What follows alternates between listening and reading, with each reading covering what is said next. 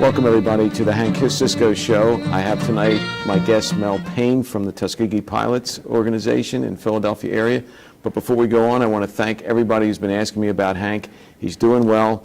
And as Hank likes to say, all sunshine all the time makes deserts. So, Mel, welcome to the Hank Cisco Show. I'm very excited to have you here. Great stories you have, and a great organization, very, very special organization. So why don't you tell people how you got involved, what the organization is about, and go from there. Well, I want to thank you, Stan, for having us here this evening. How I got involved with the Tuskegee Airmen was about 15 years ago. I was on a business trip in Dayton, Ohio, and many of you may not know, but in Dayton, Ohio, they have the Wright-Patterson Air Base. And at the Wright-Patterson Air Base, it's a wonderful experience. If you have an opportunity to go there, it has all of the vintage airplanes from all of the wars. And as I was going through that museum, one whole section had the story about the Tuskegee Airmen. So I was intrigued by what I saw at that museum, and then when I came back to Philadelphia, I said, I'm going to look this chapter up and see if there's one in Philadelphia. And lo and behold, in Frenchtown, New Jersey, I met the gentleman from the Tuskegee Airmen, and I've been part of that organization ever since. Was that Roscoe? No, it's Eugene Richardson, Roscoe Draper, and a couple others. Yes. Eugene Richardson. So you've been involved now. Now, there's also been communications with the B-17 pilots because during the war, the black pilots were in a separate base and the white pilots were in another separate base. So they really never interacted, even though they were both in the foxhole together and they had to watch each other's back. But you also get involved with the some of the other B-17 yes, pilots. so there was two experiences when it came to the bomber pilots. One of the things that happened is black Tuskegee Airmen were trained to be bomber pilots, but never given the opportunity to fly. It was the fighter pilots that had the opportunity to fly after many, many years of fighting to get the right to do that. Mm-hmm.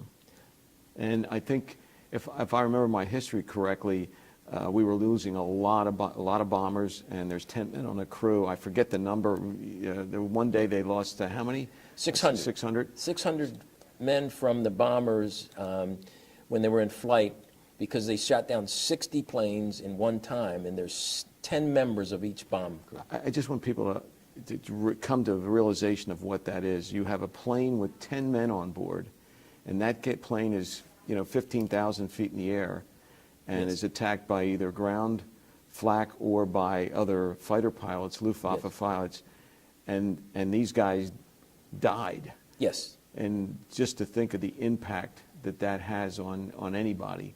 Right. And then from that point, they had to do something. Yes. So the Tuskegee Airmen had an opportunity to fly to escort the bombers, but before that, they had to fight because think back in the 1940s, there was no white officer that was flying or actually managing the troops in the war that wanted to have black pilots. I mean, it was a long story about how blacks didn't have the skill, the training, the knowledge in order to fly as pilots. So the initial interaction that the pilots had was in the northern Africa desert against Rommel, the Desert Fox.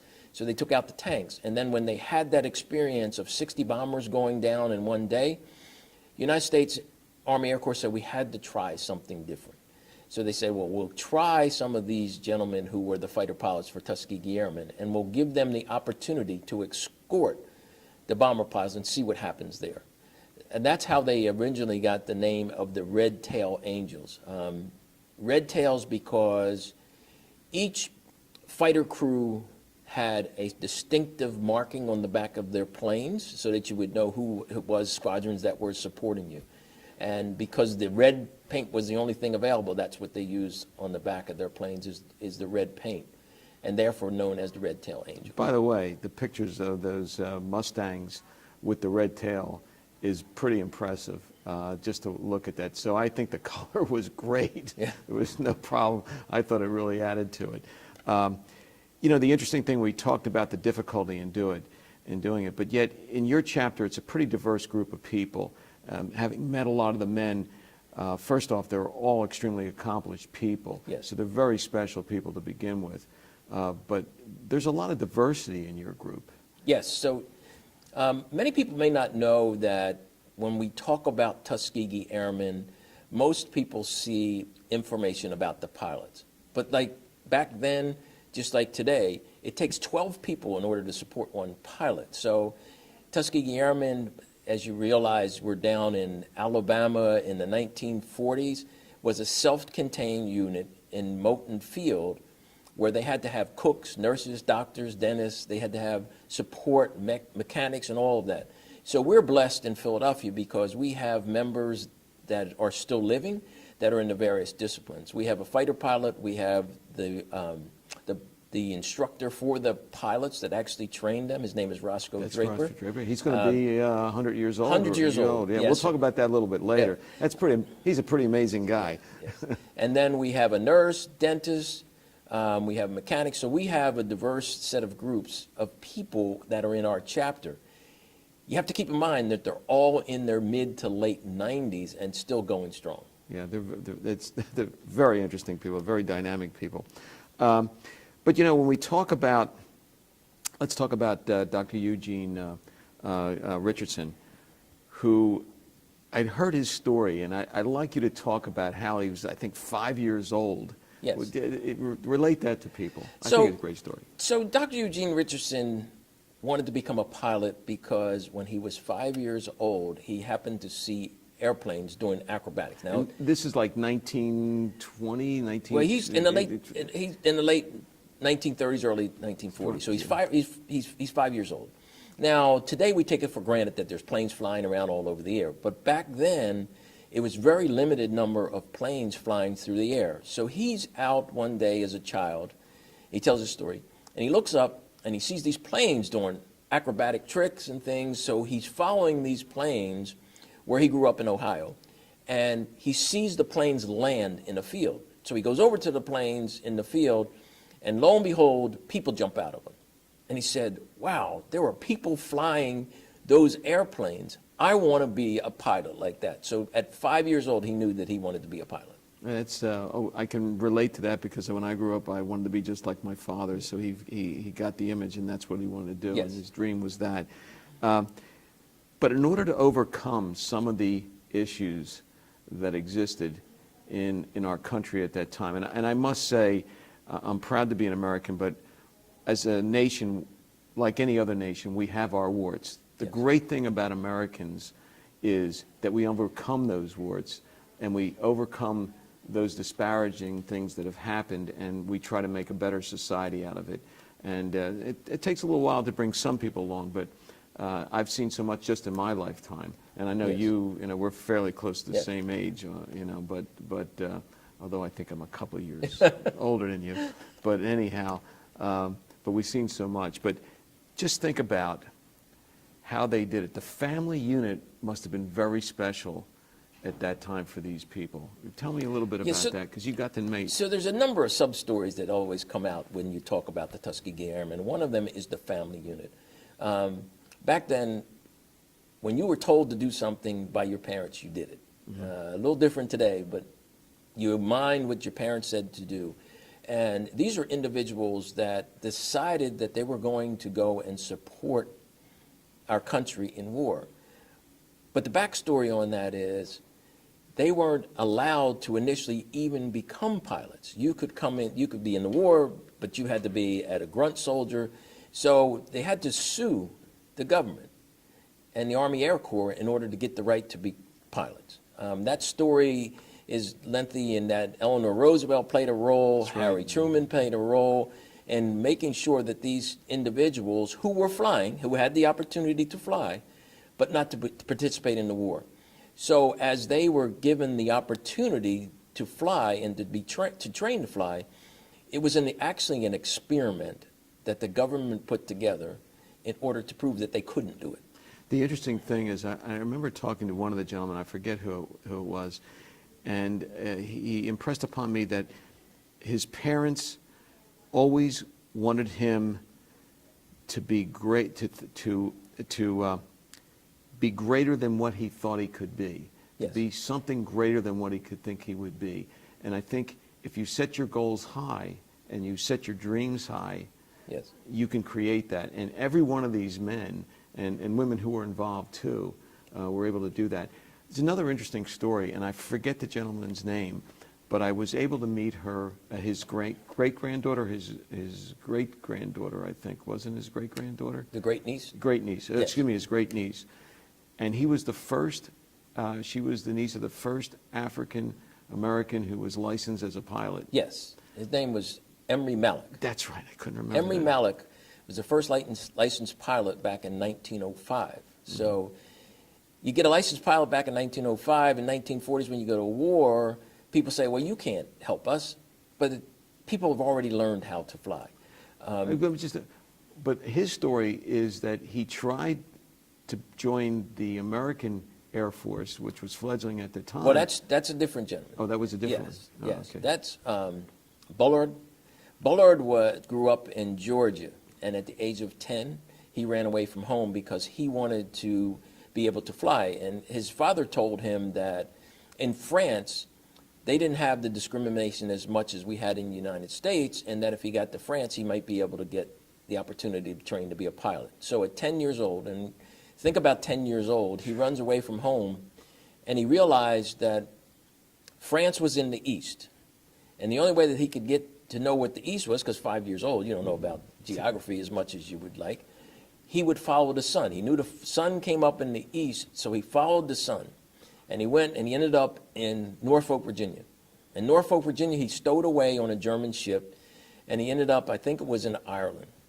And from Ireland, he did odd jobs because he knew he had to get to France. So he did some odd jobs. He became a boxer because he knew if he became a boxer, he might be able to go to different cities and box.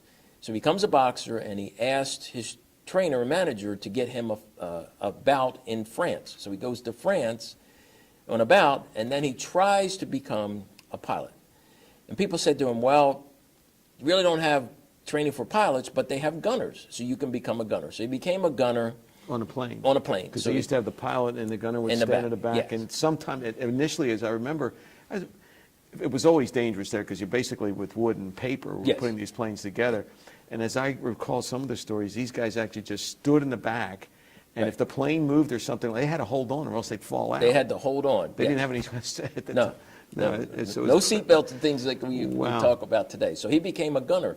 And when he became a gunner, he got injured. And afterwards, he said that another gentleman told him that, well, you know, you could train to be a pilot. So he trained to be a pilot. And when the war happened in the First World War, they were looking for pilots because they needed them to fly. So he trained to be a pilot, and he became a pilot in France. Couldn't fly in the United States, but became a pilot in France.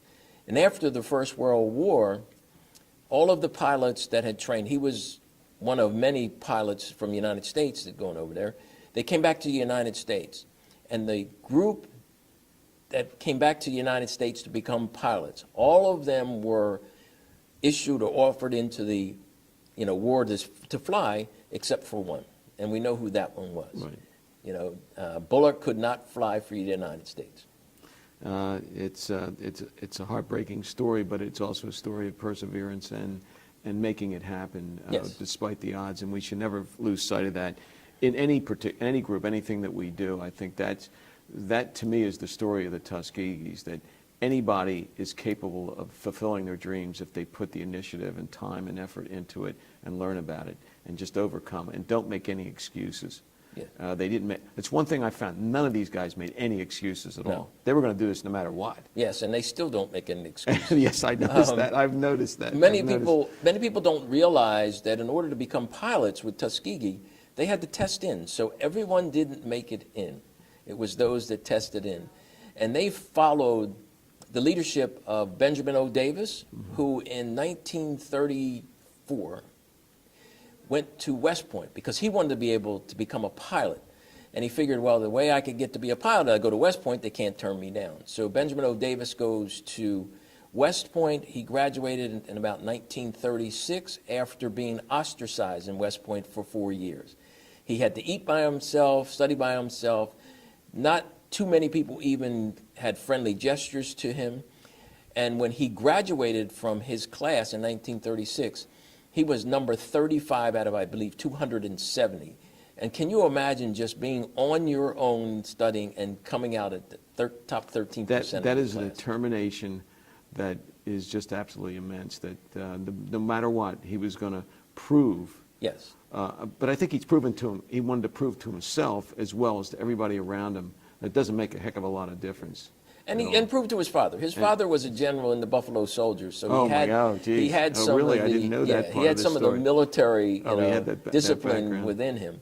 You know, the amazing thing is, and the people that are watching this show, if you can, and the young people here that are doing the filming and everything else, if you can imagine what it was like to offer your life up to defend a country that wasn't giving you the opportunity, but yet seeing through all that, Yes. to me is one of the most amazing things, because they really believed in America. They believed in something greater than them, that they were going to help make this happen. And that's the story of the Tuskegees that we should all take with us. Yes. So one of the mottos that they used was you had to have a dream. And the dream is that it has to be something bigger than yourself. And it was about the success of America, even though there were people in America that didn't like them, didn't want them to do what they ultimately did. In order to make that dream possible, you had to have discipline. And that's one of the things that Benjamin O. Davis actually instilled in the squadron and in the troops, that you had to have that discipline no matter what the odds were. You had to remain disciplined because people didn't want you to succeed, and your discipline would allow you to do that. And by having the dream and having that discipline to continue to go on when people say no, you had to have that determination. And so most people, Dr. Richardson, when he does talks to youth, he says, you know, your parents tell you not to get D's, but these are the 3 D's that you need to have in life to be successful. You need to have a dream, you need to have discipline and determination. And that formula works for everybody. Yes. There, and you know, this era of victimhood that we seem to be experiencing is just so. I'm just get so upset with it, because if you have these qualities, and everybody has them inside them, right, they can all be successful and they can accomplish great things. One thing I think is important, and you and I have talked about this before, and a lot of people don't know this, is that the African American experience in fighting for the United States goes all the way back to the Revolutionary War. Yes. Washington had over 9,000 black soldiers that fought for them, and they all attained a level of honor and dignity and were appreciated, and they were in the foxholes with everybody. And also one of the things I think people, the War of 1812, not many people know this, but a large part of the American Navy was made up of black sailors. Yes. And when asked by President Madison during the War of 1812 of the commander, he said he wanted to know how the black soldiers were performing. And he said, sir, he said, they much rather die at their guns than leave them. Yeah. And so at every stage of the game, the African-American experience in the military, you know, everybody knows about the Civil War and all that, is just an outstanding fight to move that dial one click. Yes. To get determination. I think that's a story that we should all respect and honor. Something else that we wanted to talk about was Roscoe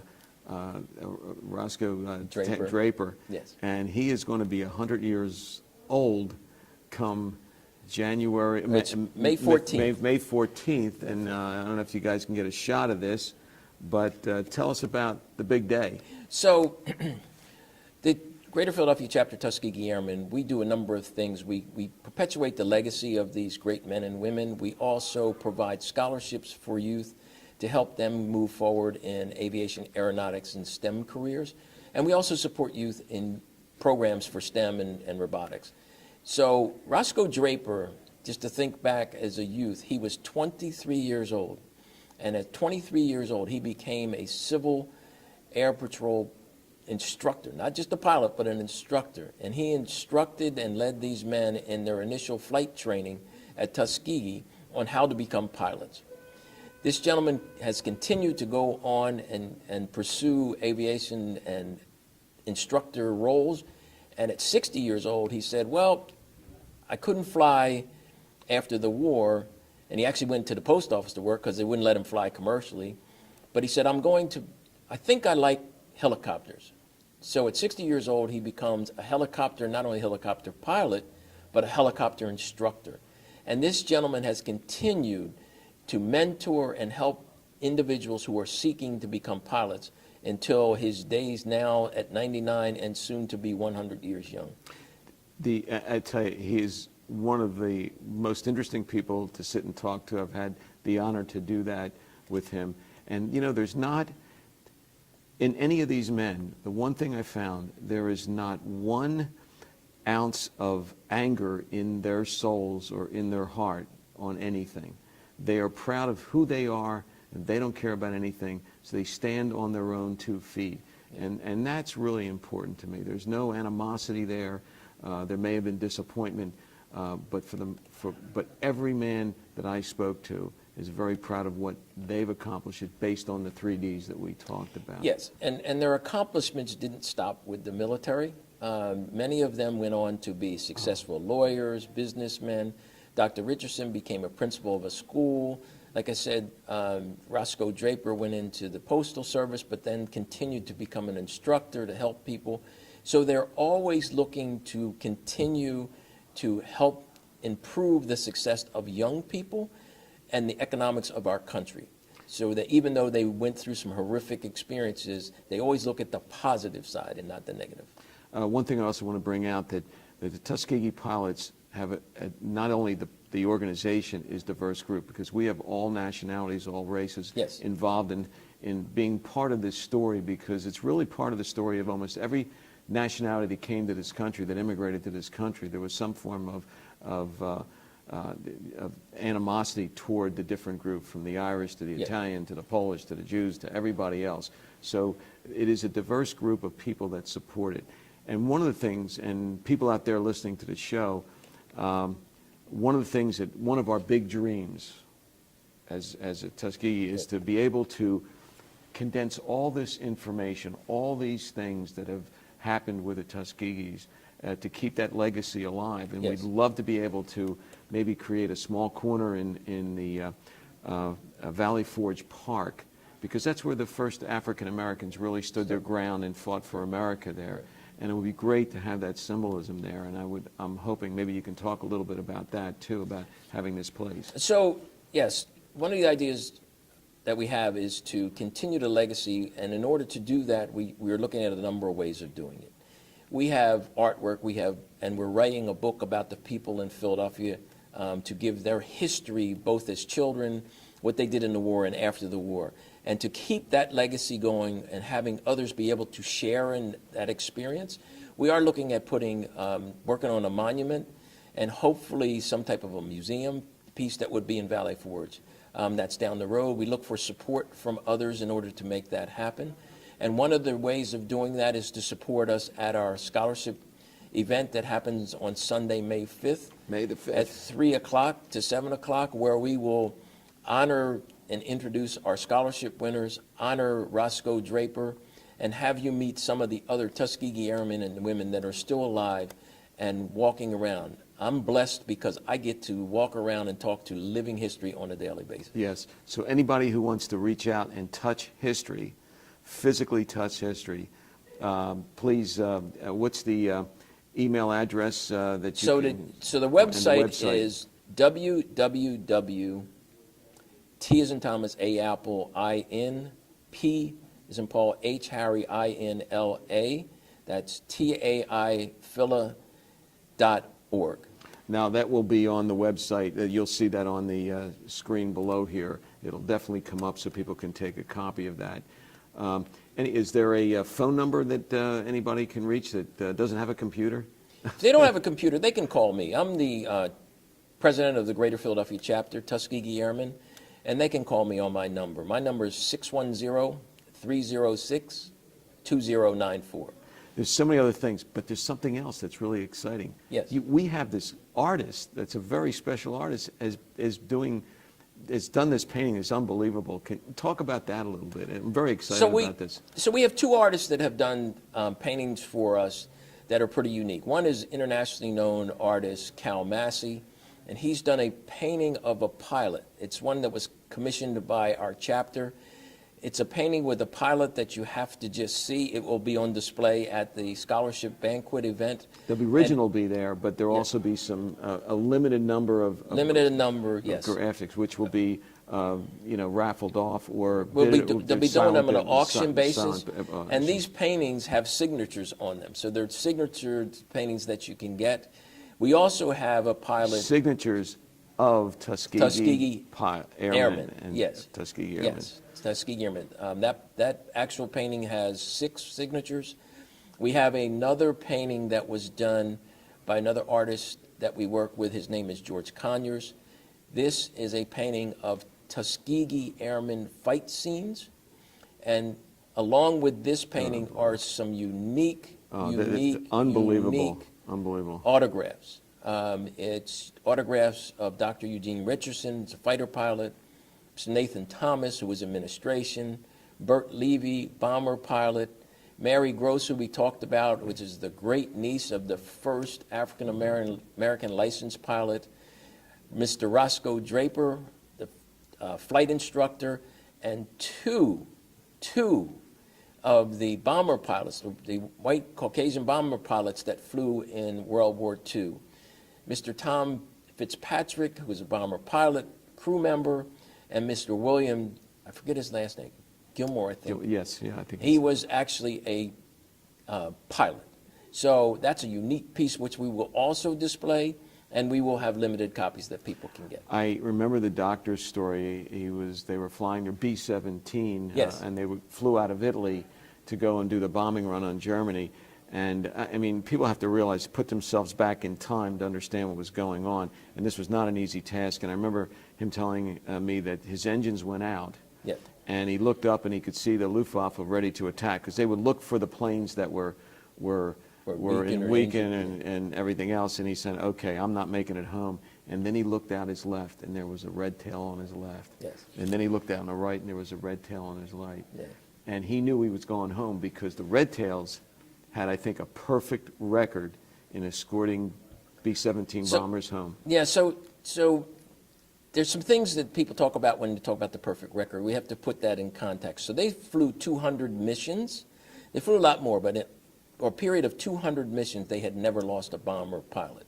Now think about what we just talked about a little earlier. 600, and one day lose 600 guys. You lose 600 guys. That's 60 airplanes shot down in one day. And now you have the Red Tail Angels escorting a weakened bomber crew and their plane back to success and back home.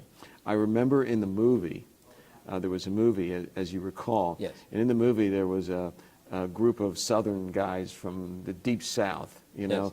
And definitely the rebel guys. And they tell the story that they only wanted the Red Tails to escort them back. And and it was just an interesting, and I'm sure that story really happened. Yes, it actually happened. I mean, the movies actually depict what actually happened. People think that some of it's fantasy.